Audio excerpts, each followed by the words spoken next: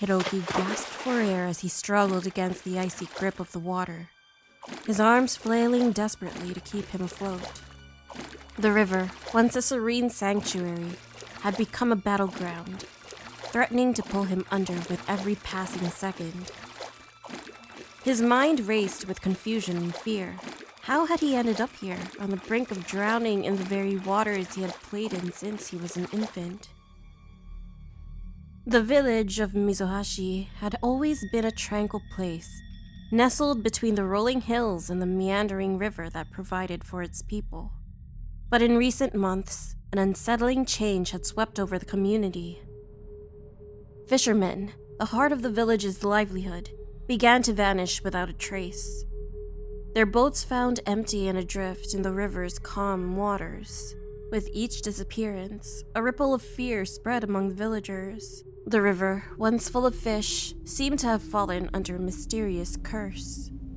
The catches grew smaller, and soon a food shortage began to loom over the village.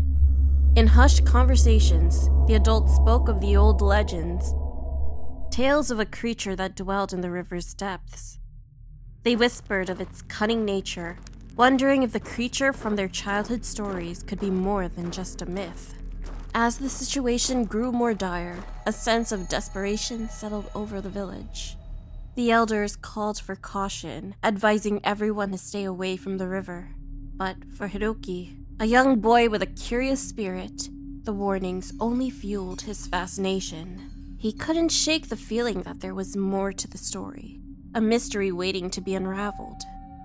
Without the adults knowing, Hiroki found himself drawn to the river's edge, determined to uncover the truth behind the disappearances. One summer evening, as the sun's golden rays retreated behind the mountains, Hiroki found himself wandering along the riverbank. As he roamed further from the village, he stumbled upon a peculiar sight. A series of odd webbed footprints on the soft mud near the water's edge. Perhaps it was a frog's possible dinner for his family. Intrigued by his discovery, Hiroki felt a surge of excitement. The footprints led away from the river into the dense thicket of the forest. Driven by curiosity, he decided to follow them. The further Hiroki ventured into the forest, the more the light dimmed. A sense of unease began to creep over him, but his determination pushed him forward. Suddenly, a strange gurgling sound echoed through the trees, sending a shiver down Hiroki's spine. It was unlike anything he had ever heard. He paused, listening intently, trying to discern the direction of the sound.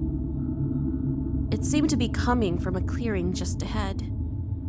As Hiroki ventured deeper into the forest, he stumbled upon a clearing that sent a chill down his spine.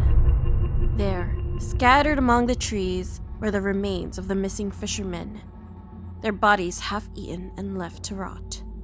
To Hiroki's horror, he noticed that their organs were gruesomely extracted. He remembered that a creature known as a KAPPA was known for its appetite for the shirikodama. The sight was horrifying, and Hiroki felt a surge of anger and sadness. He knew he had to act, but as soon as he turned to leave the clearing, a strange sound stopped him in his tracks. There, in the dim light filtering through the leaves, he saw it. A creature straight out of the legends he had dismissed. It was the KAPPA. It was small, no taller than a child, with green scaly skin and a shell resembling that of a turtle. Its most striking feature was the water-filled dish-like depression atop its head, shimmering in the fading light. But instead of the menacing presence Hiroki expected, the creature seemed almost comical, as it let out a series of loud, embarrassing sounds. The KAPPA passed gas, each time with a mischievous giggle. It was a bizarre sight, one that momentarily lightened the heavy atmosphere.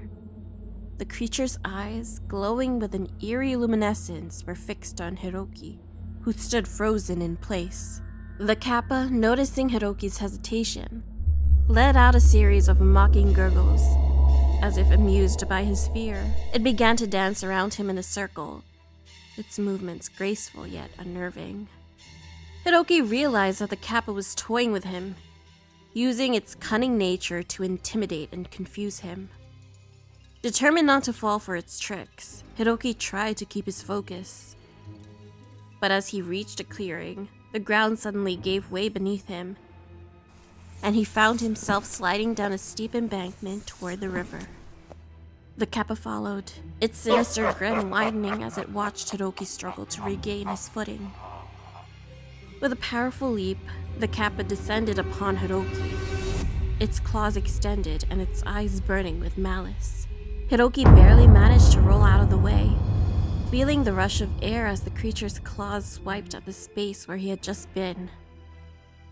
The kappa's laughter echoed through the air, a clear sign of its enjoyment in the chase. Hiroki's heart raced as he stood at the water's edge. He had nowhere to go. Suddenly, a cold hand gripped his ankle, pulling him with terrifying force into the water. He gasped, water filling his lungs as he was dragged deeper into the river's embrace. Panic set in as he struggled, his arms flailing in an attempt to break free. Just when he thought he could hold his breath no longer, he felt himself being pulled even deeper, down to where the light couldn't reach. In the murky darkness, he came face to face with the kappa, its eyes glowing with a sinister light. It stared at him with curiosity, as if studying its prey. Hiroki could feel the cold, calculating gaze of the kappa, sizing him up for its next move. Suddenly, the creature lunged forward, its webbed hands reaching out to grasp Hiroki. Hiroki dodged to the side, avoiding the kappa's attack. He knew he couldn't outrun the creature in its element, but he also knew he couldn't let himself be paralyzed by fear. With a surge of adrenaline, he fought back, throwing punches and kicks in a desperate attempt to fend off the kappa. The creature was quick, countering Hiroki's moves with swift, precise strikes of its own.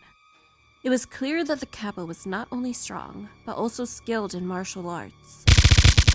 Its movements fluid and deadly, but in a burst of desperation, Hiroki reached out and managed to grab a hold of the kappa's sara, the water-filled dish on its head and the source of its power. He could feel the creature's strength decreasing as he tipped the sara, spilling some of its contents. The kappa let out a ghastly screech. Seizing the moment, Hiroki broke free from the creature's grasp and kicked towards the surface with all his might. He emerged, gasping for air. It felt like a sweet embrace after the suffocating depths of the water. Exhausted and trembling, Hiroki dragged himself onto the riverbank, collapsing onto the damp earth. But his respite was short-lived.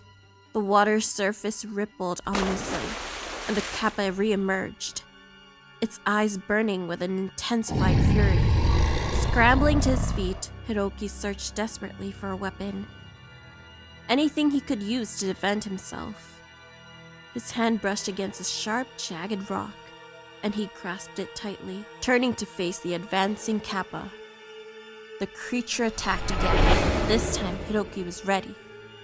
He thrust the rock forward with all his might, catching the kappa off guard and striking it in the chest. The kappa let out a howl of pain, its grip faltering. Seizing the opportunity, Hiroki pushed the kappa back with all his strength, sending it tumbling into the shallow waters of the river, and the kappa struggled.